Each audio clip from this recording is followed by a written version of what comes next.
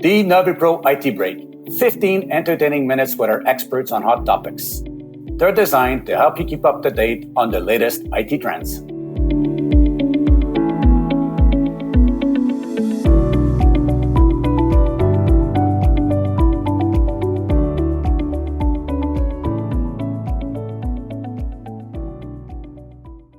Well, good day, everyone. My name is Roger Wallet. I'm the director of the security practice at NaviPro.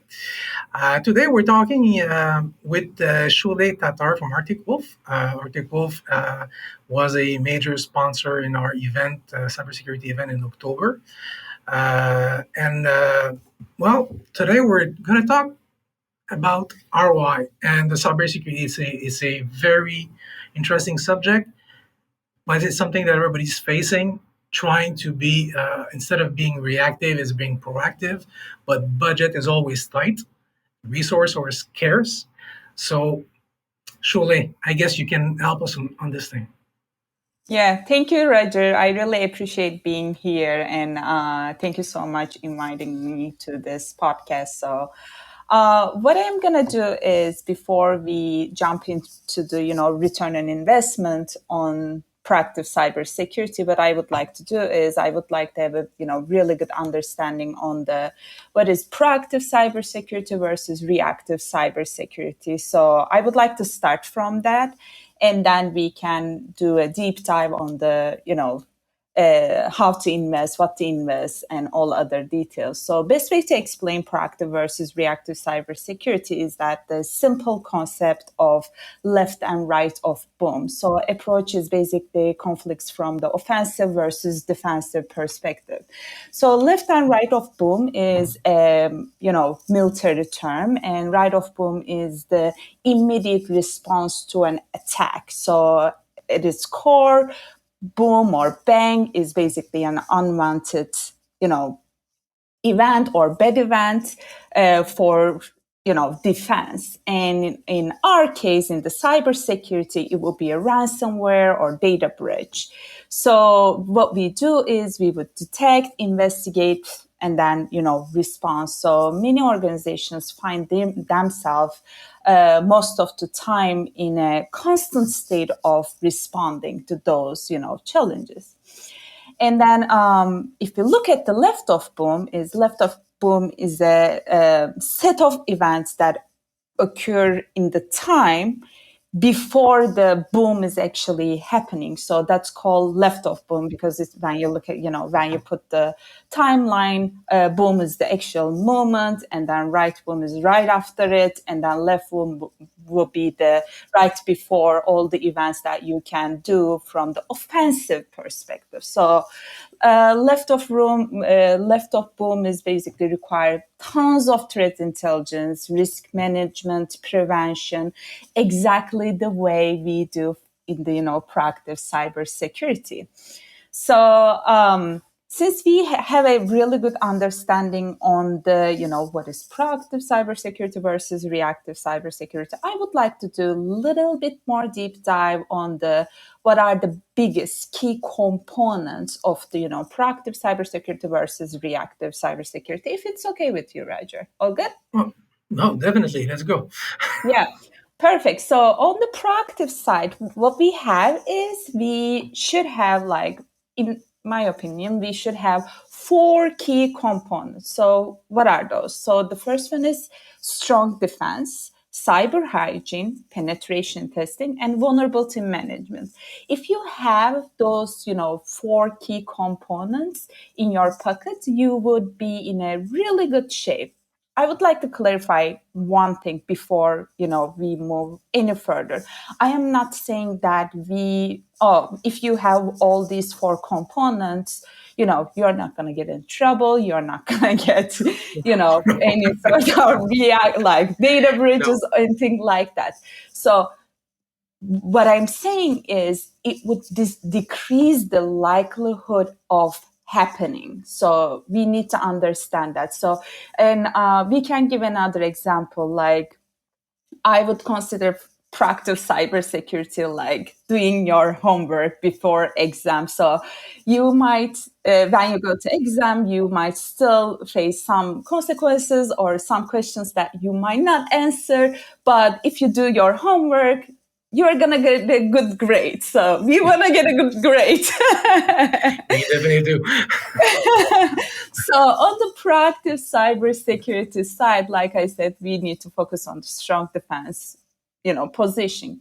So for the strong defense positioning, you will need a, operationalized preparedness to real and virtual, battle space.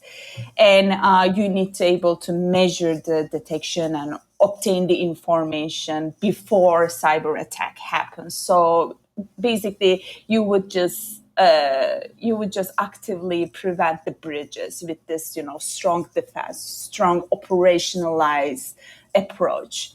So that's one. And then we have cyber hygiene. So cyber hygiene is all about educating your employees and making sure that they know what to click, what not to collect, which is a key portion of the data bridges and ransomware. So, but you need to go ahead, Roger. I keep saying that the user is the last firewall of the business. Definitely. Each user is a firewall.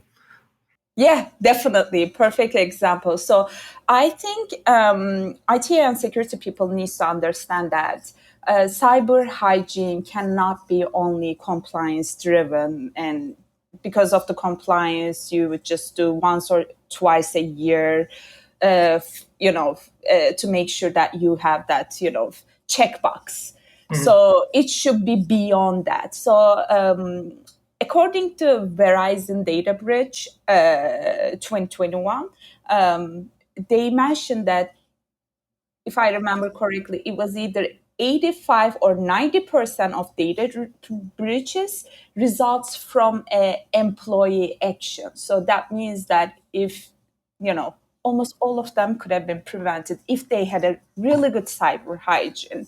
So it is highly important for the proactive cybersecurity to making sure that your employees know about good cyber hygiene.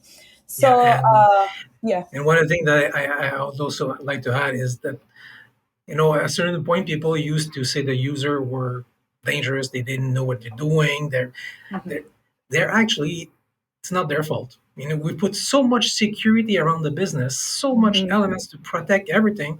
The only leftover to be attacked is the user. So we need to help them. Yeah, definitely. I would second that. So I don't know, I don't want to be too salesy, but we have a product line called managed security awareness, and the whole point of that product is that we just don't train people like in a 2 hours training. So what we do is we split them, and we have some sort of cadency within that solution, and with less than 5 minutes videos, we would just make sure that employees have a really good understanding on the good cyber hygiene, and then our customers purchase those solutions. We have seen they have a really good understanding on their overall cyber hygiene. So it's a really good, really important part of it, and numbers don't lie. So I strongly recommend IT and security people to pay attention to that component and be a little bit more careful. So if we move to the next one, that would be penetration testing, which is third component of the proactive cybersecurity. So organizations do all they can do to protect critical asset, and then but they do all systematically, and then they would put some sort of defense. But penetration testing is basically making sure that you're straighting your security posture. So I come across some IT and security people when they talk about the penetration tests, they would get a little bit more, I would say emotional. And when they come across the penetration testing, and when pen tester finds some sort of weakness on their environment, they would be like, oh my God, you find a weakness on my, environment. How am I going to present this to CIO? Because it would look bad in front of them. It might be, some internal situations. So because of that, some organizations, they might be in that situation, but they need to change their mindset. So they need to make sure that they have a proper penetration testing regularly basis, not because of the, compliance requirements. And because uh, when you're in a box all the time, you might not see the weaknesses that you might have because you're looking from the same perspective all the time. So penetration testing, even though it's one-time exercise during that time period, it still gives so much insight, so much different perspective, how attackers would think. And so it would give a really good insight to making sure that your defense mechanism is working properly. So because of that, I'm a big fan of penetration testing. And of course, when you have the, measures in place, penetration tester will provide a report and explain how to, how to mitigate that, or what are the, weaknesses. So I think it's a, fundamentally great exercise, but I understand in some organization it might be a challenge. Yeah, and pen test I recommend personally once minimum a year, if Of not course. twice, Mm-hmm. and really find a good penetration test, because there's people where they say they do a pen test, but it's really just a pure and simple scan, which is Mm-hmm. anybody can do. So a real pen test, something's good with a it brings a good value to the business, and it's not a to show weaknesses. It's just to, hey, you've got somewhere where you've got something to work on. Mm-hmm. That and security is why people invest in security, is to protect the business. It's not to spend money. It's make sure the business keeps on running. So it Mm-hmm. has to happen. Definitely, definitely. And the fourth key component of the, proactive cybersecurity is the vulnerability management program. So we need to understand, vulnerability so there are so many terms out there, like vulnerability assessment, penetration testing, and vulnerability management, risk-based vulnerability management. So I can go on and on and on, but you need to have a, vulnerability management program in place. It is not a one-time exercise like penetration testing. It's a continuous process that reducing the vulnerabilities across across your attack surface by prioritizing the remediation based on the risk. And you need to fully understand uh, like how is that vulnerability is impacting your organization. So because some vulnerabilities might be widely dangerous, but if you don't have that vulnerability in an important asset, it might not mean anything to your environment. Yeah. So you need to understand your environment. You need to have a complete understanding of your environment. And vulnerability management program is the best way to reach out to that, knowledge. And Yeah, exactly. And the pen test will show you some of those weaknesses, not weaknesses, but you mm-hmm, need to patch those systems, because it's, and from that patch that you've not mm-hmm, applied, you're going down the system deeper and deeper, and you can get to sensitive data. So the patch, mm-hmm, the vulnerability management is a real important program that find people really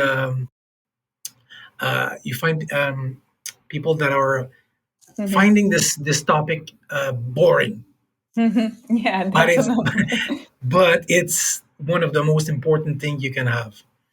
Yeah, Definitely, it's backbone of the cybersecurity, in my opinion. And of course, in the reactive side, we have the monitoring anomalies, forensic incidents response, firewall, and basically looking for the lateral movements and other details. So now, what I want to do is I want to just do a deep dive on the return on investment to proactive cybersecurity. So there are some approaches out there. So some people just tend to buy a vulnerability management tool, and they would just assume that that solution is going to answer all the problems that they might have on the proactive cybersecurity. So let's assume that they decided to buy a vulnerability management tool, but as we covered before, proactive cybersecurity components, they can only cover the vulnerability management side of it. They wouldn't necessarily cover the strong defense or cyber hygiene. But let's say they decided to move, and it's a good start. So when they move forward with this tool, one vendor or another, most likely they are going to have a current technology stack, right? Which is a good thing. And then they will have some built-in metrics. That's a good thing too. And since they're a tool-driven conversation, they are going to have they're going to have some standard UX UI in place as well. So those are all the advantages to move forward with, some, tool kind of approach. But we need to understand that proactive cybersecurity is all about people, process, and technology. So they have a good coverage on the technology, but process and people components is a little bit lacking. So if unfortunately, proactive cybersecurity, putting a dollar amount to proactive cybersecurity is really difficult, because since something did not happen, since we didn't have that boom in place and we are on the left of boom, it's so difficult to, put a, price tag. But I'll try my best to, try to give a little bit, insight on that. So when you buy a tool, you will have a direct cost. And most of the time, those tool companies will have pricing based on assets. And then, they might get you a different bill every year because your environment will expand as well. So you will need to have people. You need to have 4 or 5 people to able to manage and able to, understand that tool. And let me remind you, in cybersecurity, we have a staff shortage, and their salary expectation can be a really challenging situation for your budget. Yeah, we're facing the same thing here. Yeah. It's really an issue. Yeah, definitely. And then there is a training cost, right? They need to know the product. Every product, they have their little caveat, right? And on top of that, that learning curve can be a steep learning curve as well. And even though you have that tool, you might still need some threat intelligence as an additional cost, and you still lack of context, process, and guidance. So which will eventually lead data breach or ransomware, and that's the place nobody wants to be.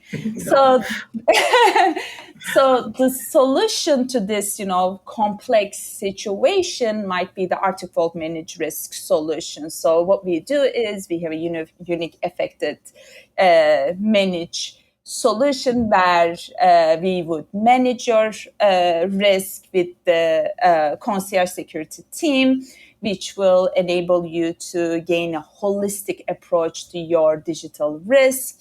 We start with, basic discovering your, risk in your software, asset, and accounts. And then we would look at the vulnerabilities, we would benchmark, we would look at, assets. And then what we do is we would just provide you a guidance how to mitigate and remediate all those details. So you don't need to worry about all other components, and your organization does not need to be as big as having a tool. So that's another advantage. So ultimate goal is to hardening your security posture, making sure that you have a robust solution. So, and that's what we provide at Article. Actually, I'm really sorry, but break's done. I mean, we've got our, we finished our coffee, and the 15 minutes break is over.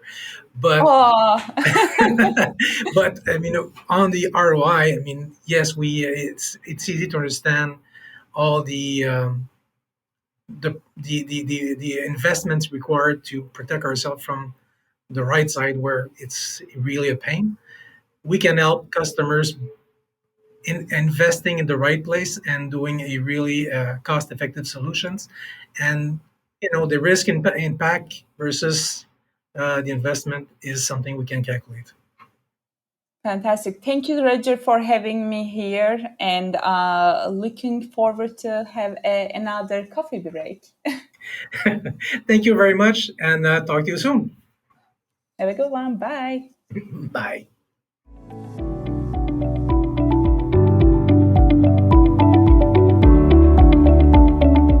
You want access to a range of cutting-edge information? Go to our online content area at hub.novipro.com.